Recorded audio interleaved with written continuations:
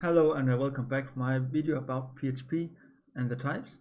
In this video I will speak about strings in PHP. It's very simple, so this video will be very short. I hope you will enjoy it. So first, when you speak about strings is just a text, so we can just say echo hello world. If you have seen my other videos, you will know we have used echo a lot, so you already know to the strings. But something here is a little bit different, because in strings we have two ways to do it. We have echo here hello world, and then we have echo with double quotes, hello double quotes,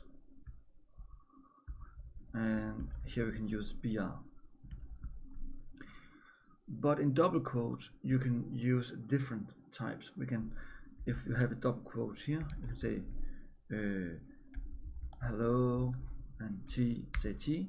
It's meaning you press on tabulator, and then you can say world, and then you can say \n for the new line.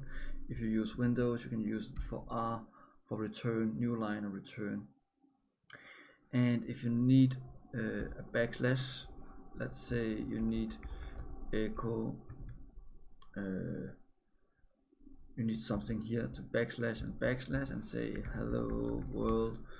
Because you use double quotes, it's already trying to escape your code, so this will give an error in your browser. So you need to make a backslash before it again, so you can escaping character.